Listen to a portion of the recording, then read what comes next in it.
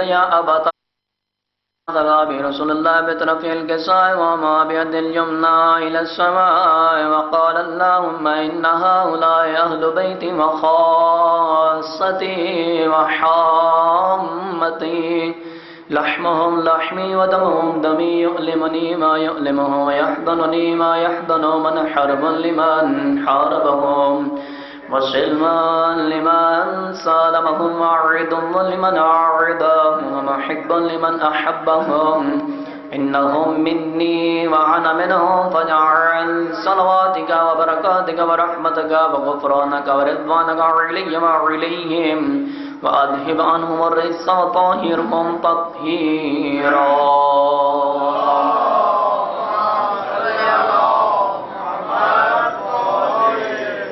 قال الله عز وجل يا ملائكتي ويا سكان السماوات إني ما خلقت السماء مبنية ولا أرضا مدحية ولا قمرا منيرا ولا شمسا مضية ولا فلكا يدور ولا بحرا يجري ولا فلكا يسري إلا في محبة هؤلاء الخمسة الذين هم تحت القشاء فقرنا من جبرائيل يا رب وما تحت القشاء وقال عز وجل هم أهل بيت النبوة ومعدن الرسالة هم فاطمة وأبوها وبعلها وبنوها.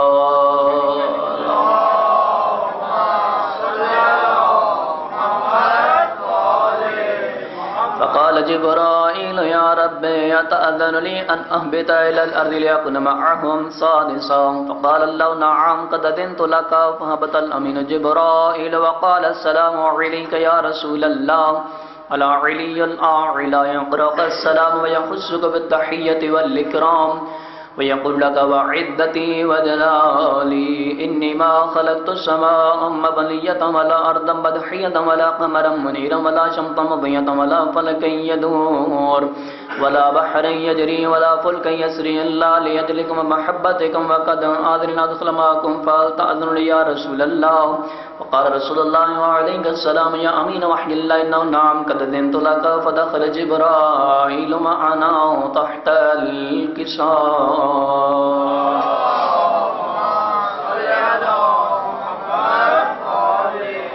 فقال لي أبي إن الله قد أوحى إليكم يقول إنما يريد الله ليذهب عنكم الرجس أهل البيت ويطهركم تطهيرا.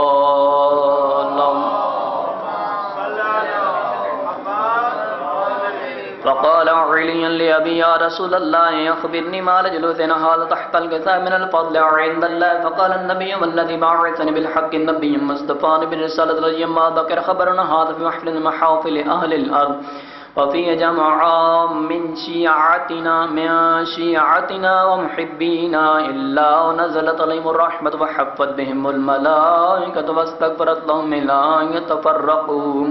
فقال علي عليه الصلاة والسلام من ذنب الله قلنا وفاض شيتنا ورب القامة. فقال النبي الثاني يا علي والذي بعثني بالحق نبي مصطفى بالرسالة نجيا ما ذكر خبرنا هذا في محفل المحافل أهل الأرض وفيه من جماعة من شيعتنا ومحبينا وفيه مهموم إلا وفرج الله همه ولا مغموم إلا وكشف الله همه ولا طالب حادث إلا وقضى الله حادثه. فقال عليه الصلاة والسلام إذا الله فضنا وسعدنا وكذلك شيعتنا فازوا وصعدوا في الدنيا والآخرة ورب الكعبة.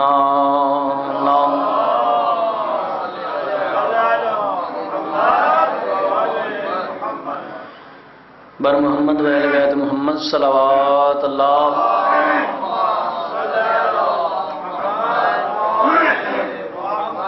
نعرہ تکبیر نعرہ تکبیر نعرہ رسالت نعرہ رسالت کل ایمان جگ زبان آرا حیدری نعرہ حیدری حسینیت حسینیت یزیدیت یزیدیت بر محمد و اہل بیت محمد صلوات اللہ.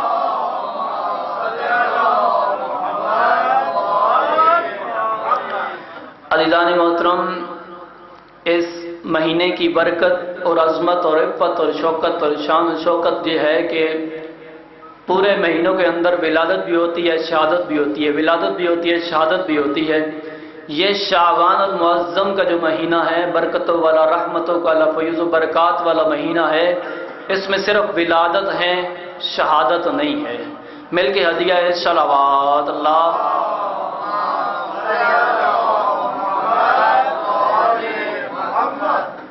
طہارتوں کے مقدر کا ذہن بیٹھا ہے۔ توجہ میری طرف رہے گی تو بس میں ختم کر کے جا رہا ہوں، آخری بات، اس کے بعد ایک اور بات کروں گا، پھر آپ کی الزامات تمام کر دوں گا۔ مل کے ہدیہ ہے صلوات۔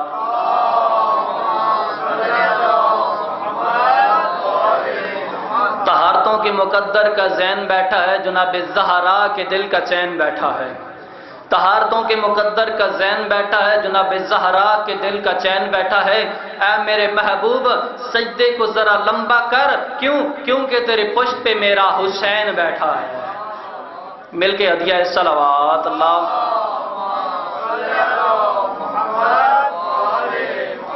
ایک شرعی مسئلہ اور اس کے بعد آپ کی الزامات تمام۔ مل کے ہدیہ ہے صلوات اللہ۔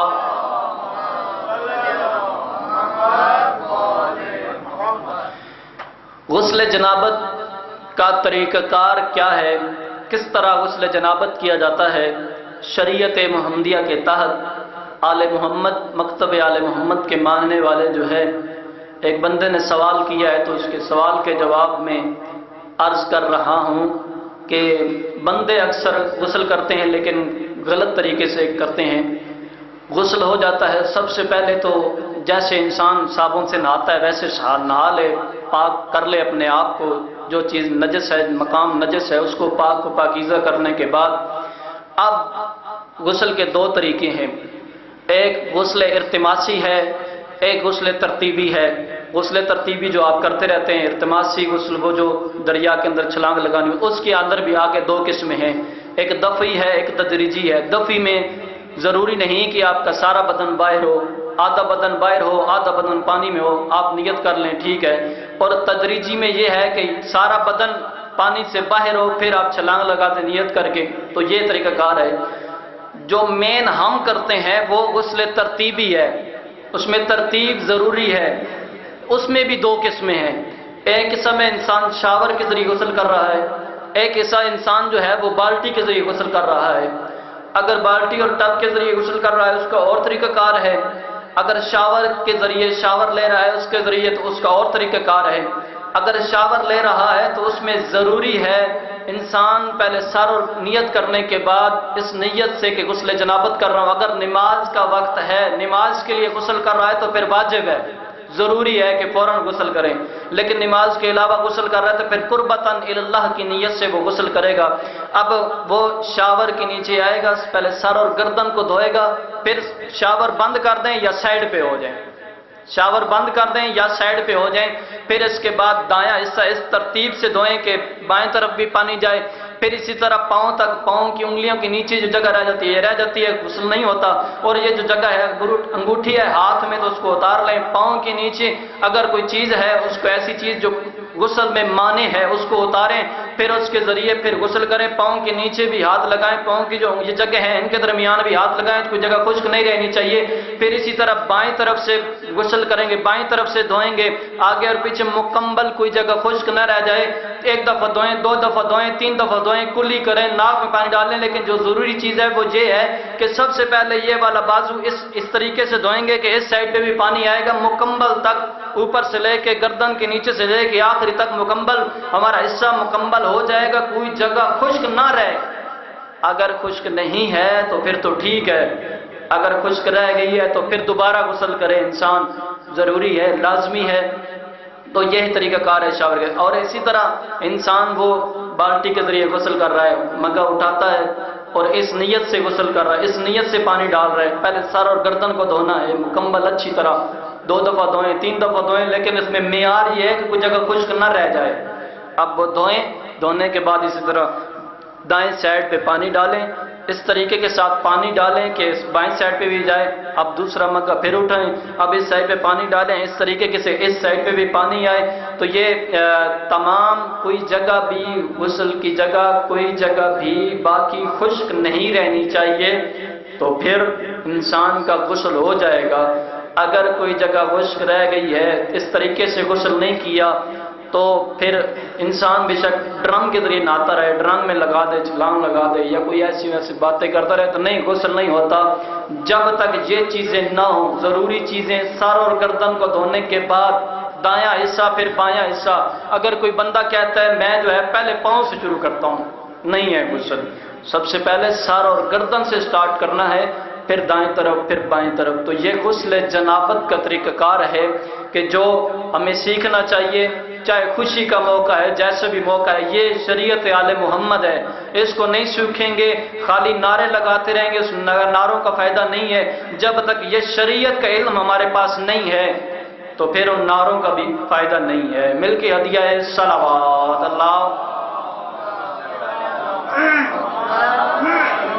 اس غسل جنابت کے حوالے سے کسی کا کوئی سوال ہے تو وہ عرض کر سکتا ہے۔ جی سر۔ جی چاہے آپ ایک دفعہ پانی ڈال رہے ہیں، چاہے 2 دفعہ ڈال رہے ہیں، چاہے 3 دفعہ ڈال رہے ہیں، مین مقصد اس میں یہ ہے کہ کوئی جگہ خشک نہ رہ جائے۔ جی ٹھیک ہے جی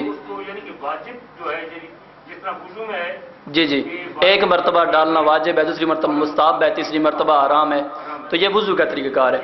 تو جی اس میں پانی کی قلت ہے تو ایک مرتبہ پانی ڈالیں، تاکہ وہ آپ پانی میں قلت ہے، پانی نہیں ہے، اتنا ڈالیں گے، یہ پانی ڈالیں گے، یہاں پہ پانی ڈالیں گے، یہ پورا بازو دھل جائے گا۔ یہ طریقہ کار اس کا یہ ہے، یہ نیچے کی طرف لے کے جائیں گے، یہ مکمل جو ہے کوئی جگہ خشک نہ رہ جائے، تو یہ ضروری ہے۔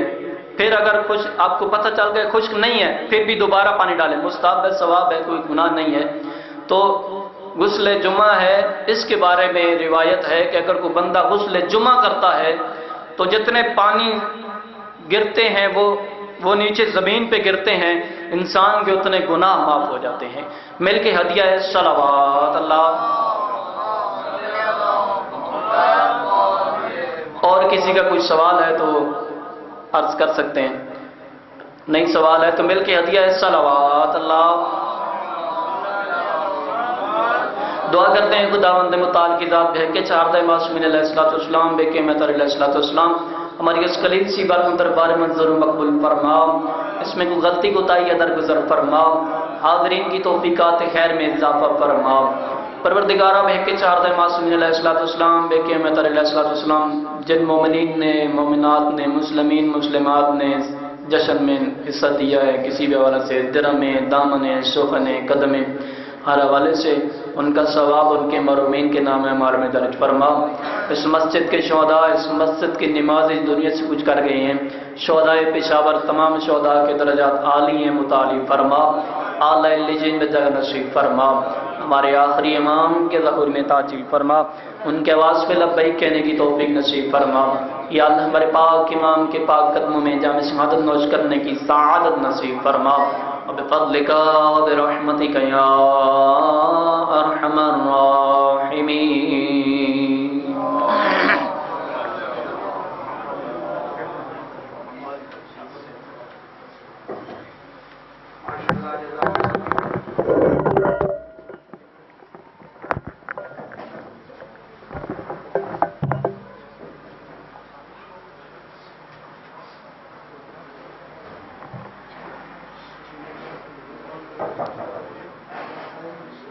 ماشاء اللہ، جزاک اللہ۔